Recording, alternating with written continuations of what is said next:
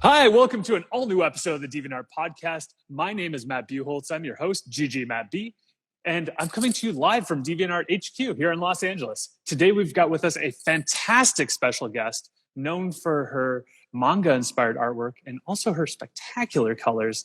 Give a warm welcome to Ladowska. Thank you so much, and thank you so much for inviting me to the podcast. It's an honor. We're so glad to have you here. It's amazing. I've enjoyed getting to chat with you, getting to know you, and I think today's podcast is going to be our best, hands down. I'll do my best. Well, I know that you've seen some people that you recognize in chat. I've seen a few familiar names as well. That's really fun. But I want to get to know a little bit about you, introduce you to people who may not know you. So why don't you give us a little bit of a rundown of who you are, your history, all that fun stuff. So I am an artist. I'm a freelance artist currently. I haven't been freelance for too long, maybe about 2 years. So I'm pretty new to this. And I draw manga-inspired art, and recently released a book that was funded through Kickstarter, Manga-Inspired Art and Tutorials by Ladowska, Sketch with Asha. So I wonder if anybody from the chat has this book already. Let me know if you have one, guys. Yeah, in the chat, say if you picked up that book, because that Kickstarter went amazing. That Kickstarter ran away. It was so popular. I was so stressed before the Kickstarter, but I was really happy when the book got funded and I was able to create it. So it's also like a huge honor and help from the community and something to be really proud of. Definitely. Yeah. So just so you know, when you're watching the chat, there's about a 30-second lag for people.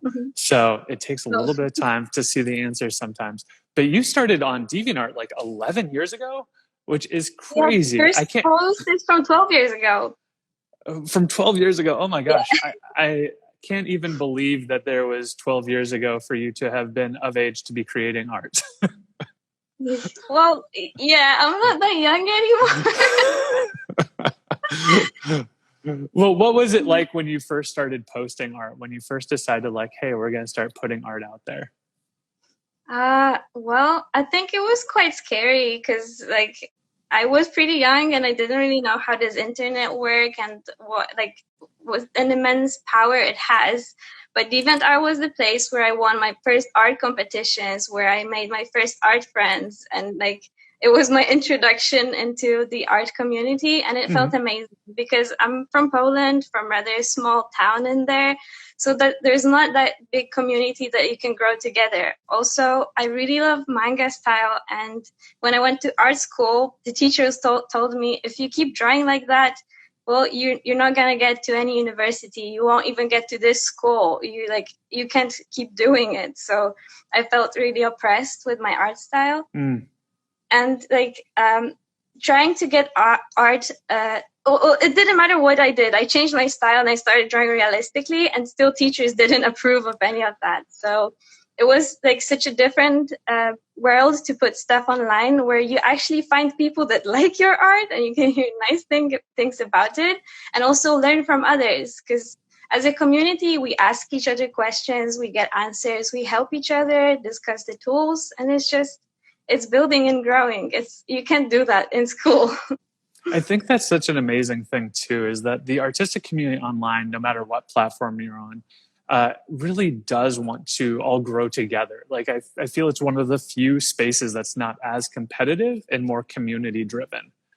And just I mean, people do get competitive too, but I think it's a good competition when everybody is motivating each other. Yeah, there's definitely a positive drive behind it. I don't think I've ever seen anyone be like, I'm going to beat their art because they're horrible. Everyone wants to go up and do the best. And I used to see that at conventions all the time. We would walk through and you would just have that positivity of artists going to different artist booths and just being so excited to get to see that art and to celebrate that. But also, like you were saying, being able to learn from each other is a really huge part of online art communities.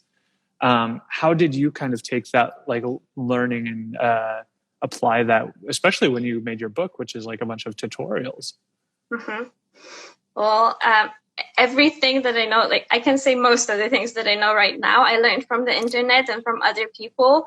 First on DeviantArt, I was asking people what kind of pencils they use or how do they blend so smoothly that you can't even see pencil lines. And I learned about graphite powder. I learned about different blending cloths, about using brushes for pencil art. And then when I transitioned to Instagram and into more manga style and just different art style, I found out about Copic markers, and it was the same process. Like, oh, what are the Copic markers? What is this? And like just getting to know from people and discovering slowly different papers, different ways of blending Copic markers, and like even different markers apart from Copic. So it was just like, it's an endless discovery. And even right now, I do learn a lot of new things through social media and online. When you started with markers, like how many markers did you start with, and how many markers are you up to now? I think it's actually a nice story because I bought a set of 5 markers and 1 multiliner. And with those 5 markers, I made my first commission. So it was just 5 colors, pastel colors. I made my first commissions.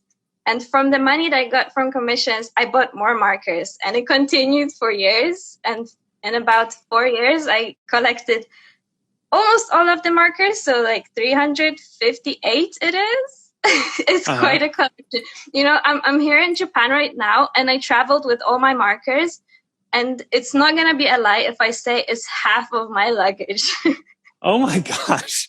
Yeah. So like I can't really travel with clothes. I can't have any possessions because just art tools and markers and papers take the whole suitcase.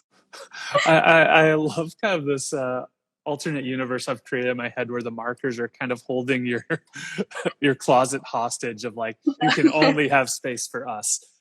So, yeah, sadly. Well, I ain't got no closet. I just have a suitcase right now. That's amazing though. And that art is such a cool thing where you find those sort of things and they just expand. The more you learn with art, the more options you find and the more ways you find to express yourself. And it's so exciting when you get to tap into something like that. Because, yes, but it's so stressful. Did I mention that? Like the more options you have, and then you just sit in front of the paper. It's like, I have these endless possibilities. What do I do? And then like the mind goes blank, and I just don't. Sometimes I sit in front of the paper for hours and just can't draw anything because there's too many possibilities. So when you find yourself in that sort of blank page scenario, how do you get past that? Well, I think it actually has to do with art block and all that, like mental issues, because when you can't draw something, you just start bullying yourself and being negative, like, oh, what happened to me? I don't know how to draw anymore. And it's like the negativity is just swallowing you. And when I realized that I'm in that spot, I tried to like breathe in and step out from myself. So it's like, look from myself, from behind of myself, and think, okay, you're in this really dark space right now. This is not good. And I'm trying to like realize the situation that I'm in, and trying to tell myself that actually I'm the same person. Like my hands are the same. It's just this mind is bullying me, and I need to stop this immediately, because if I don't love myself, nobody else is gonna love me, like for all the hate that I give to myself. So I think self-love and just like positive words to yourself and just trying to encourage yourself, and maybe sometimes step away from art for a minute. It's a good idea. It's just the positivity is not going to happen on its own. You kind of have to be positive to get out of the art block. Definitely. Yeah. So one thing I want to touch on is you haven't always been a freelance artist. Like you said, you're fairly new to being completely freelance and completely reliant on art. So tell us a little bit about that transition of where you were before and how you decided to go freelance. Mm-hmm. So it was really a story of 2 of me. So there was one me that kind of really wanted to do manga art and these kind of cute drawings. And there was this other me where I was told by other people that there is no money in that kind of art, that I need to become a designer to make a living from art. And so I struggled with that, but I kind of pursued it, forced myself to go to the university and finish it. Even though 3-year course took me 6 years because I failed once, I dropped out twice. And while at the university, I got a placement job as a graphic designer. And then I stayed in that job afterwards. So I've been there for 3.5 years. But I'd never stopped drawing because the job was rather hard. And it's a very fast-paced environment being a designer. And there's a lot of work to do. I didn't have that much time for drawing, and I couldn't draw at work. It wasn't an art-related job, even though it is kind of art-related. Mm-hmm. So I was doing the job and then drawing after hours, and then suddenly it just turned into 2 full-time jobs because my Instagram grew at the time. I was getting commissions. I started my Patreon, and I was working on a book, but I was still working in there. And at some point, I wasn't getting any sleep at all.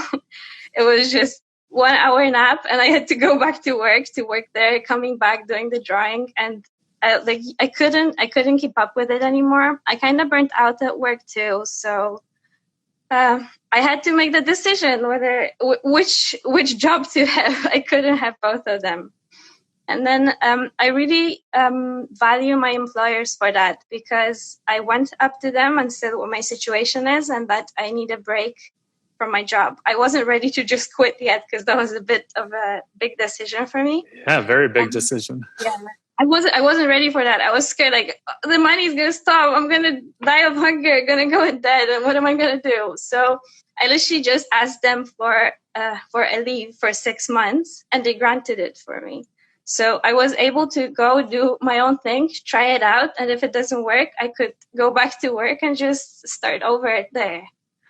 So it was kind of hard and stressful. But in those 6 months, after 6 months, I just went there back once to hand in the letter of resignation. So I think it was done pretty good for me. And, they told me they knew I'm not going to come back, but they were still very helpful and supportive this way.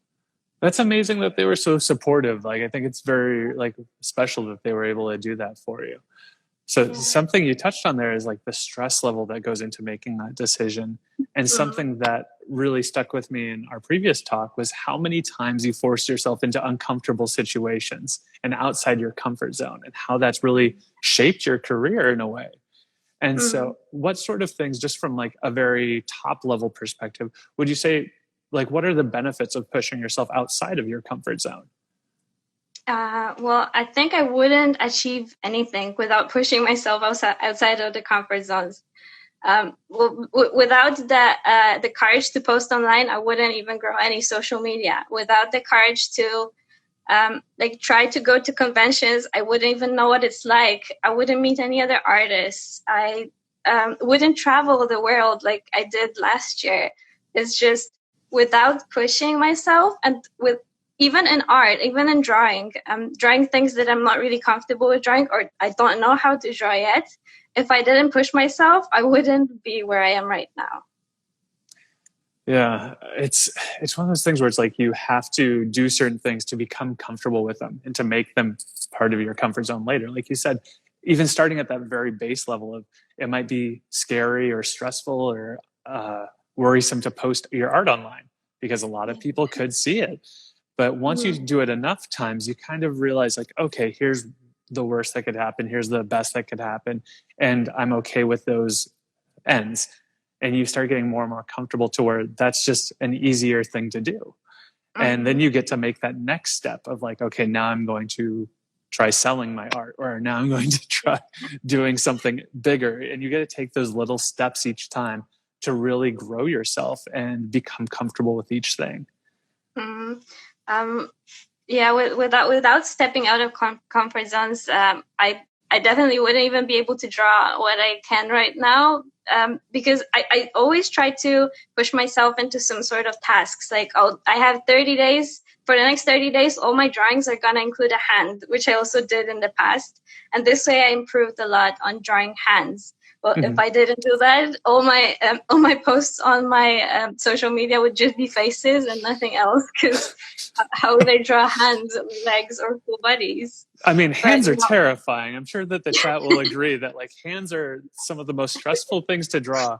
I think every drawing of mine on DeviantArt is someone being like this, or like hands in pockets. Like they're need the challenge. Very clever ways to hide hands. Lots of reaching out of frame.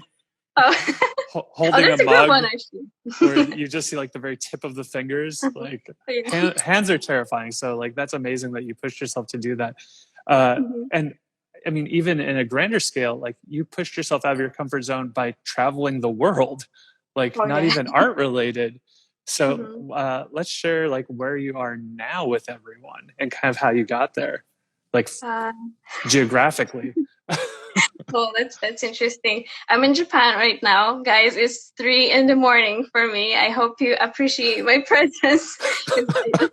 I don't put makeup on every day at 3 a.m. You're a champion. Yeah.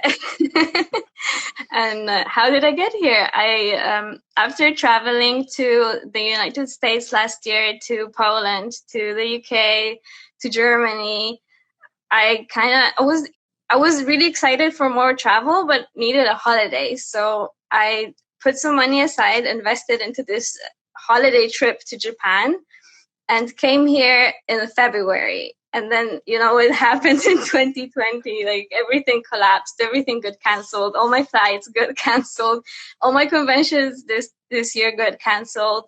And I couldn't return back to my country, and I still can't return. So that's how I stayed here, which I also have to say takes a lot of courage, because I don't speak Japanese.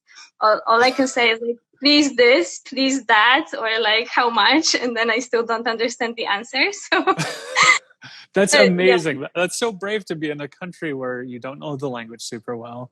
Like that's incredible that you're able to do that. And actually, it's super fun every day, because every day I'm just finding new products that I still don't know what they do, or finding new places and like some cultural clashes. So it's super fun here. So I actually saw a question from the chat related to this, where Eslim Sama asked, "What are the best and worst things you've come across while in Japan?"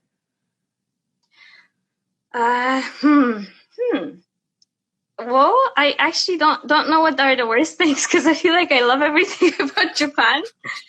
But the best things is, I think, the politeness of Japanese people, and the respect, and like how precisely they do everything, how precisely their product. Well, I mean, that's probably the worst. Okay, I got one worst thing about Japan. Their packages are like packet within a packet within a packet within a packet. If you buy a packet of cookies, there's probably like 4 smaller packets of cookies in there, and each cookie is still wrapped individually. So that's I hate plastics, so that's a very bad thing about Japan. But they're improving right now. They put fees on plastic bags, so not many people take free bags anymore. And then the best things is just like, surprisingly, it's easy here. It's not that difficult because of how precise they do everything. Everything works. They're super polite. Everybody tries to respond to my questions, or like uses their phone with translator app. So we kind of communicate this way. That's really awesome. I love that even in chat right now, I'm seeing people say like from all over the world where they're watching from. I saw people from Ecuador, Paris, a bunch of places tuning in. Like that's incredible. And again, if people watching want to ask questions, we do have producers in chat who are watching right now, taking your questions down and leaving them. We're going to do a big Q&A at the end of this, so you'll be able to ask all of your questions and get them answered, which is really great. And again, there's a caption contest on a piece of art, and you can find a link in our bio, and that will enter you for your chance to win a Wacom One tablet. So you can get something to level up your art for just being kind of witty. Good luck, everybody. I'll put the link is already in my description too, so I hope it's easy to find. I'll put it in the caption of my latest post too. Ah, nice. That's very easy then. So Let's see. I think something else I'd like to touch on, still going back to kind of that, like pushing yourself out of your comfort zone. What are different ways that you feel that the community as a whole can push themselves, like the artistic community? I think doing things together is amazing.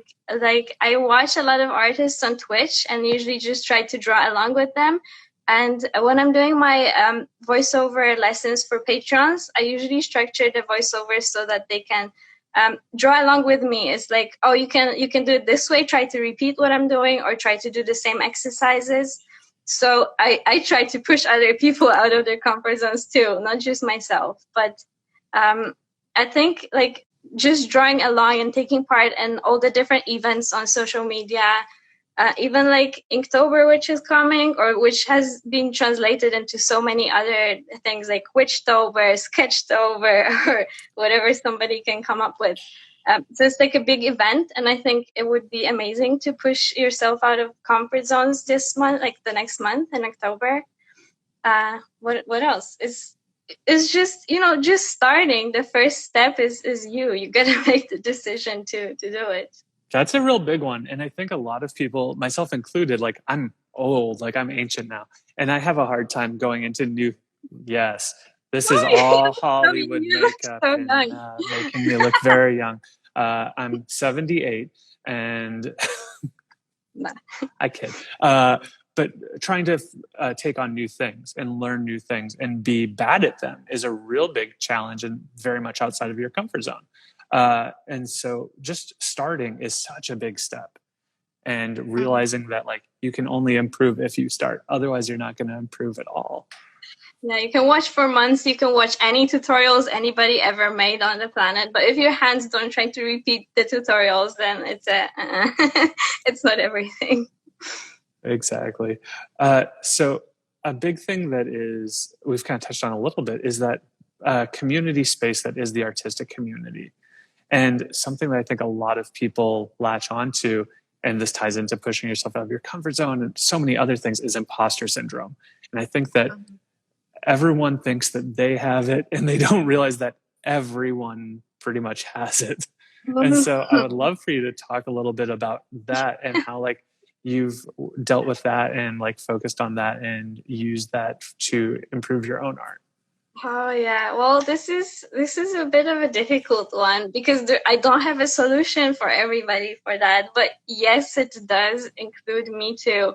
Every time I post on Instagram, I'm like, what if like nobody likes it? What if nobody comes to this live video? Is what I thought yesterday and today. So it's like, it never leaves me. It's always just like sitting on the shoulder and whispering all the bad things to my ear. But it's like, the other side of me is trying to say, then what? If nobody likes it, then what? Did you enjoy the process of drawing? Yes, I loved it because I really love drawing. And then, like, this is genuinely coming from within me. So I'm doing what I love, and this is what matters the most. Yeah, I think that even just getting it more spoken of is, like, such a huge thing because like a lot of mental health things, it's often stigmatized where it's seen as like a very negative thing. And once more people talk about it kind of affecting everyone, it becomes something that we can all kind of identify and deal with.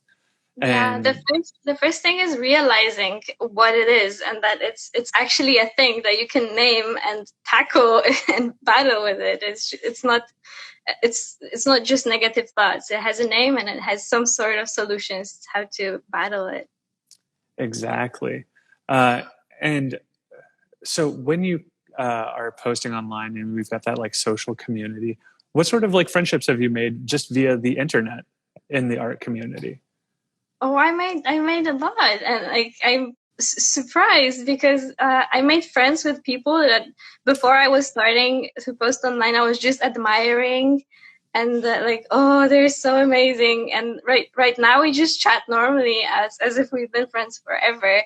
That's even including Siren, which I have been watching YouTube videos, and I even, like, followed her everywhere before she had Instagram. Before I had Instagram. And then we met on my first Comic-Con as we were both invited as guests. And it was just like, my mind was blown there. And it all started on Instagram, and then I met other amazing artists that I just knew from social media platforms, and it's just I can't believe how easy it is to talk to everybody and like how friendly everybody is. Yeah, it's one of those things where you can really find a great community and some close friendships where I've had people where I've talked to, as DeviantArt or as myself across years of time. And then I finally bump into them at, a convention, like you said, like I'm at, Anime Expo or CTN or Lightbox. It's like, I know you, but we've never met. This is... And now with the pandemic, it's completely different because everyone is online, and everything is online. Like, I don't know if you were able to do Lightbox Expo this past weekend, but like it was real interesting. They had a full artist alley that you could virtually navigate through and see booths, and it was kind of cool. I'm pretty scared of the online conventions. I don't really know. I didn't decide to take part in any. I'm just like either physical or not at all. So well, it's still very new. Yeah. Yeah. You never know how they're gonna work. You never know how they go. It's really interesting. I'm excited to see where they go. Like what would be your ideal like online version of a convention then? I don't know. Putting you on the spot. Yeah, but when you're online, it feels like you're constantly talking to yourself because like you don't see the person on the other side. Well, I can see you, but I can't see anybody from the chat, right. And then I can only see the number of people out there. So like there's this wall that is just like I can't see through the connection, and like. I don't know how would we surpass that for my perfect meetup with people maybe. Yeah. So once we bridge that gap of the connection, then we've got online conventions down. Yeah. Maybe. I think the thing I miss most about conventions in physical space is that time when you are in Artist Alley before the convention opens and it's literally just artists and like vendors walking around. Yeah. That was always the most magical time for me at a convention because you get to you can hear just people talking about the art and being excited about what's about to happen. I made so many friends with people that just had a booth next to me that like I would never probably ever even find out about their art if not the fact that they were just next to me and we had to spend so many days together. But it was always nice, and like I keep in touch with those people, so it's super cool. Awesome. Well, let's get into the Q&A. We had a lot of questions come in, like a lot. The majority of my morning was taking questions from Instagram and pasting them into a document because so many people love you and your art. So let's start working our way through these. And also, if you're watching right now, you can put your questions in the chat. We do have producers adding to that list so that we'll be able to answer as many questions as we can. And we're just going to go through these. And kind of go through some awesome questions that you guys left. Thank you so much for leaving them. So this one I think is really important, especially in the time of social media. How do you manage a balance of what others want to see you draw versus what you want to draw? And that's from Ashsaki. Thank you very much for the question. And I think it is a really good one. And before, I struggled with it a lot. So I was always trying to post something popular, a fan art of a popular character. I just felt that pressure that I need to post what people want to see, what people want. I kept asking in the comments, like, what is the next character you want to see? And then I would, whether I felt it or not, whether I liked the character or not, I would draw it. But recently, if you go through my feed, maybe like 5% is fan art and then 95% is just my original creations. And that actually makes me super happy. I'm more happy creating my own things rather than doing fan arts. But every now and then when I come across something that I'm really passionate about, like there's a new anime coming out or like a big update on a comic book or just something happening without the community, I would do the fan art because like I feel like it. And I know that many people are going to relate who are fans of that particular character. So I think I have found my balance, but at the beginning I did struggle with it a lot. So you mentioned anime. I have to ask, what anime are you enjoying right now? Right now, I'm enjoying Rental Girlfriend. It's so popular here in Japan that if you like walk into the store, every store has some sort of merchandise from that anime. So I'm still on backlogs. I'm catching up on My Hero Academia right now. I'm so far behind. that's a good one too. Oh, I love it. Okay. From Official Alita, they say they want to start doing art for a living, but they're scared they might fail. How can they be successful, or what steps can they take to try and be more successful in that move? Well, I can't promise success to anybody because I feel like there is some sort of lack factor, some sort of fake it till you make it factor, and some sort of just like working hard and pushing through all the hardships. So I shared my story that I actually was doing 2 jobs until I was kind of confident that I can make my living of art on its own. So I did have a day job and I was selling art or commissions outside of the job. But I think if like people are really doing their best to improve and working hard and putting online portfolios professionally, so just like regularly updating with new works and like presentation is on point, always professional. There is clear communication how to reach out about commissions. I think like this is a way of marketing yourself online. So like good luck. I think it's a good way to do it. Yeah, finding those steps of marketing, I think, is a big challenge for a lot of people. And coming from like a marketing and design background, like what sort of strategies did you find personally that worked well for you to like help push yourself out there versus just like, I'm going to post whatever art I draw? What sort of strategies might someone be able to use? Well, what I found is as working in marketing, because as we chatted before, I worked in marketing for 3.5 years. So I kind of learned how important is communication and sending regular updates. In the company, I would every day work on some sort of email communication that we would send to our list of clients so that they always remember about the brand. They always hear something. They always see an email. There's always an update on the website. Like, there's always something. There's no radio silence for a month because everybody would probably forget. But like, there's always some sort of information coming. So being active and always presenting everything professionally and clean. So I wouldn't just like take a picture of my art from far away with all the kitchenware on the table with some dirty dishes and stuff, and I wouldn't put that online. I try to present my art professionally. So like with a good lighting, if it needs editing, I would just edit the photo. And if I want to put a message in there, so like shop opening, I wouldn't put the whole information page of text on top of my drawing. I would just say like shop opening and small date and more info in the comment, just like not to overload the post with too much information. And like, this is what I learned from my previous job in marketing.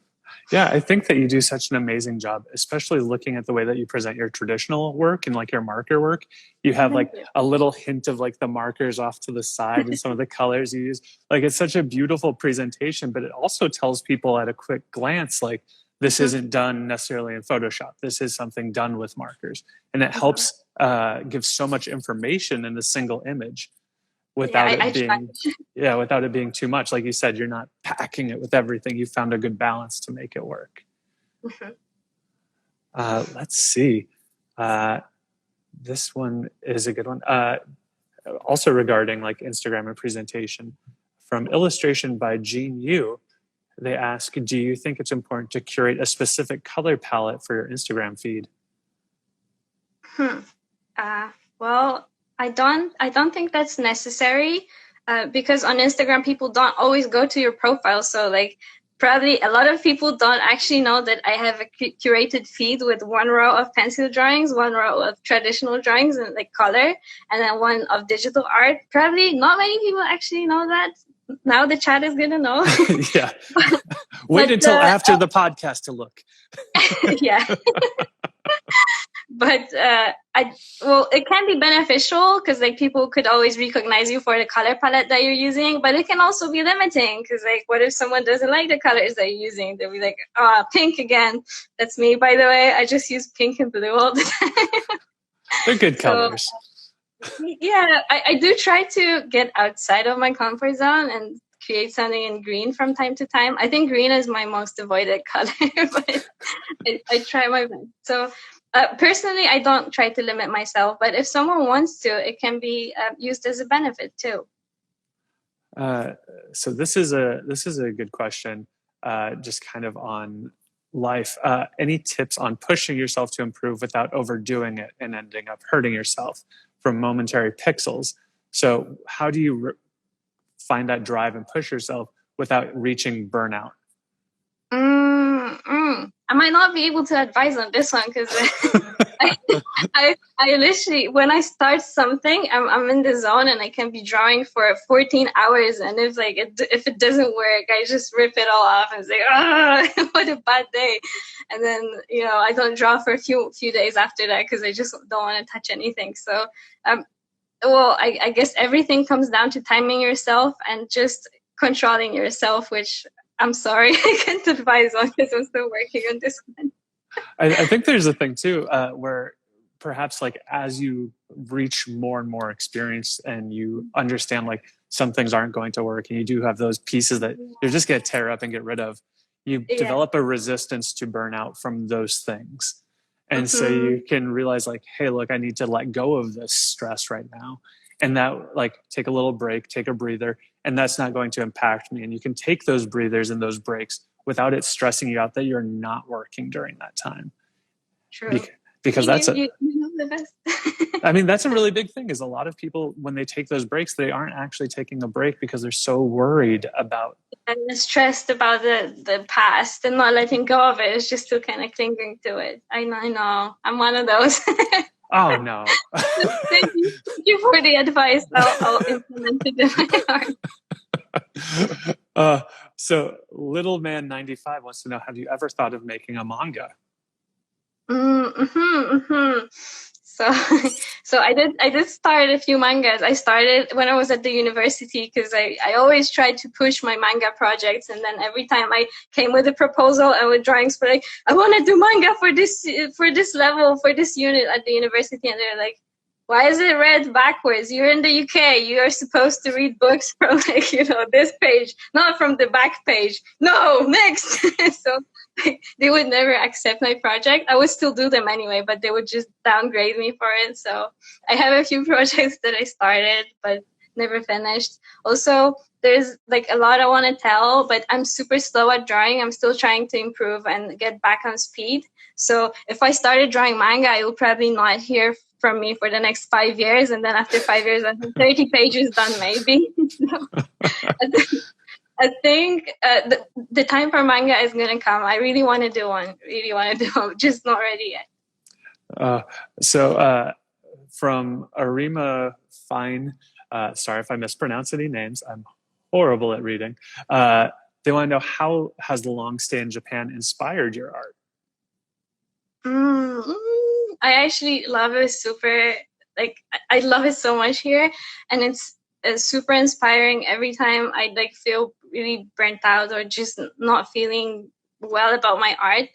I go to an art store and pick up any art book, and it's just instantly, it's just the colors, the art, because there's so much of colorful and manga art in here.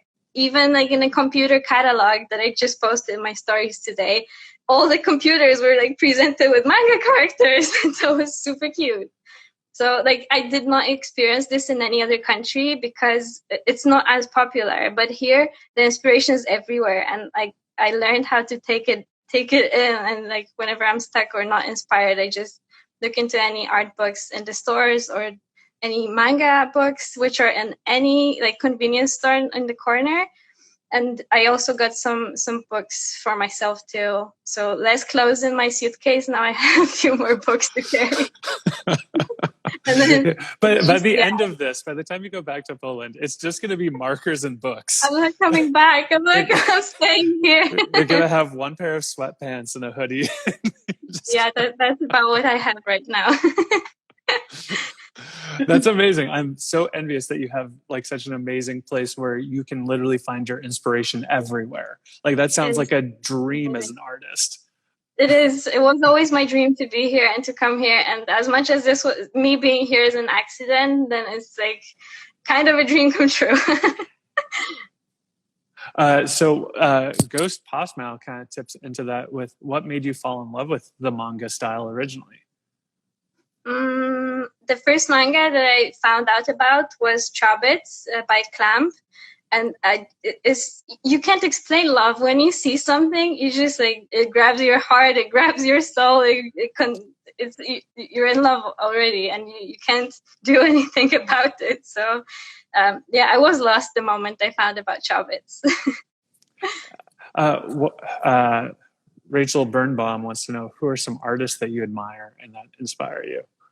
There is a lot of Japanese artists that I admire and that inspire me. The names might be difficult or I might mispronounce them, but there's Eisaku Kubonouchi, there is Morikura, and there is Anime. So there's a lot of like manga and anime artists over here. And I also always mention how much Ilya Kuvshinov, he's not Japanese, but he's in Japan, how he inspired my art. Because like I started my Instagram because of him, and because of him posting every day, I really wanted to do the same thing. So like he's also part of this culture right now. So mentioning Japan and any art inspiration, I'll always mention his name. This is kind of a specific one that I think is really great. What do you do to stay motivated during the pandemic? And during these times, how do you limit distractions from Charlene? Well, to me, like the pandemic doesn't change much, because as a freelance artist, you just stay shut in at home, and like nothing changed much for me. I'm just stuck in a different home because I keep moving from one Airbnb to another one. But actually not much changed. So as long as you remember to do things instead of just looking at things and watching things, then I think you'll be good. Do you have to, when you work, do you put yourself in a very like tunnel vision sort of space, or do you have a lot of stuff going on around you? No, I actually, how do I say it? I never work. I feel like I want to do things, and then I do things. It's never that I force myself to do something. I wouldn't take a job that I don't want to do. So usually when a job comes over, I'm just so excited to do it. I just start away. And yes, I do have a lot of distractions. I watch people on Twitch constantly. I listen to music sometimes.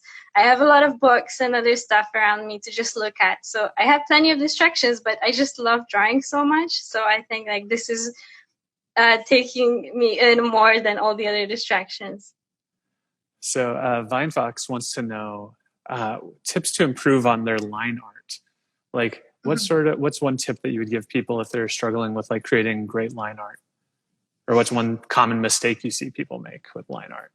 Well, it depends which tool they are using or which tool they mean. But usually I would say draw every day practice. So even my line art over years has changed. Even the way I use ink pens or the way I do line art with pencils have changed, because like my abilities have changed. Sometimes I'd be like super scared to put a line on paper and the line will come out shaky. But the more of these lines I do, the less shaky they become. So it all comes down to drawing every day, or like at least regularly. So you just said something that I think is super interesting and that I don't hear talked about often, but styles and what you can do change very frequently as an artist. Mm-hmm. And when do you know, or how do you free yourself from feeling like you have to draw in a specific style that you've established? That's another one I might not know how to answer, because I've never looked for a style. The only objective that I have with my art is to improve on it. And I keep trying new things. I keep trying to draw hair differently or draw eyes differently. Like I draw a lot of faces, but I don't always approach them drawing the same way. I always try to tweak them by like 1 millimeter, slant eyes the other way. So they might look a lot similar because it's still me drawing them, and I still have a lot of limitations when I draw them. But I know inside that I'm trying to change something. It's not that I'm limited with my art style. I know the box, like my art style is this and I just stick within it. It's definitely not that. I just draw how I feel and I try to improve all the time. See, and I think that's an amazing perspective to have about art, because I think so many people feel like this drive where one of the top questions we always get is, how do I find my style? How do I figure out what my style is? How do I develop my style? And when people feel like they've found that, I feel like they lock themselves into what that is and what that means. And that almost stops you from growing and trying these new things. And it ties all back into what we talked about earlier, of pushing yourself out of your comfort zone in order to improve. And I'm sorry to interrupt, but I actually do, like, whenever anybody asks me about style, like, I can't see my own style. I can hear people talking about it, but I can't see it myself. It's just that, oh, really? Is that how I draw for real? So it's not something I see. It's very difficult for me to answer. That's such a fun thing, though, that you see it as just celebrating and enjoying your art. I think that that's so pure and like so great. Like, that's really refreshing. Thank you. So an interesting thing that I wanted to talk on earlier that I missed was when mmattB, our artist relations guy, was talking with you. He worked a lot with your manager. So when people are building up their art and they're starting to have more needs and more of the business side, how do you figure out when you might need outside help to continue your growth as an artist? Mm-hmm. Well, I knew I needed help. It's just I never reached out for it. I know I needed help when I had around 6 months of unresponded messages and like so many missed opportunities, so many invitations, and like so many commission requests. I'm like, just like, I don't even know which one's the most important to respond to, and I would just miss out on all that. So I kind of met my manager by accident when I ended up in the US on a Comic-Con. We met there. We signed our napkin contract over there, and we've been working from that day together, and it's just helping me massively. He's doing a brilliant job, always responding to messages on time and just keeping the conversations and keeping everything that I can't keep organized, he's keeping organized. So it's a great help.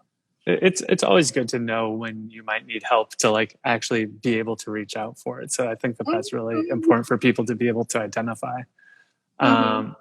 So let's see. I think that this one's really interesting as well. What's your process to make a character feel alive? And that's from Bella Chianti Cafe.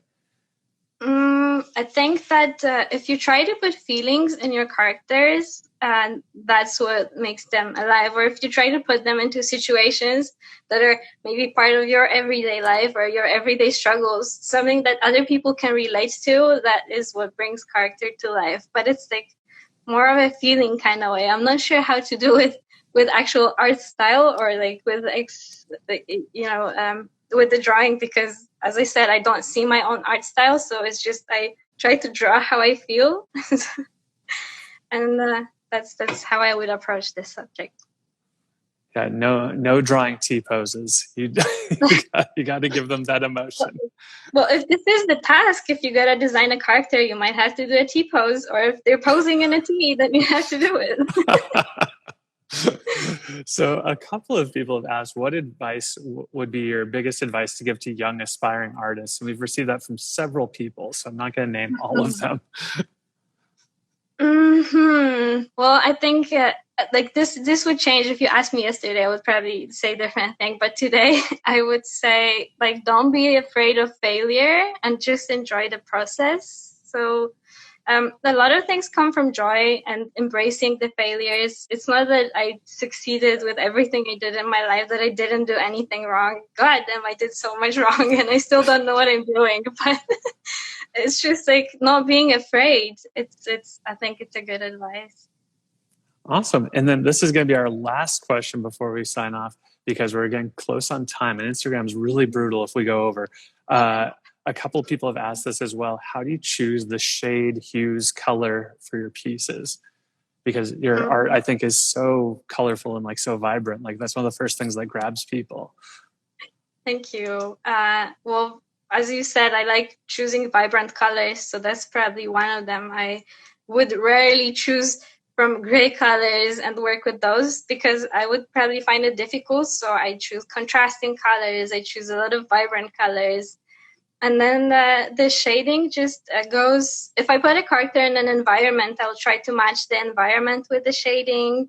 Or if there's like no background or anything, I usually just use this purplish gray color on multiply or like grayish marker, purple gray marker, and just put over in the shadow, and that's my shadow. Well, that works. Well, thank you so much for joining us. Again, for people watching, thank you for watching. And don't forget that you can enter the caption contest to get a Wacom One tablet. The link is in the bio, so please check that out. And where can people find you online? Okay, thank you very much again for inviting me to the podcast. Yeah, it was a great honor.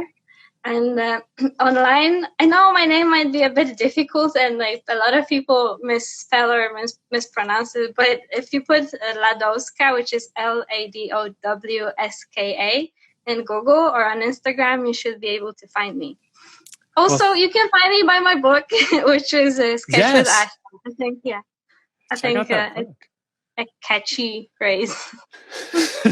Well, thank you everyone for joining us. Thank you so much for staying up until 3, almost 4 a.m. for us and being here. I think everyone had a great time. And again, my name is Matt Buchholtz, ggMattB. And thank you for watching the DeviantArt podcast. Make sure to subscribe, like, all the things so that we can continue making more of these and continue bringing you amazing artists like Ladowska to come talk with you. And have a great day. Goodbye.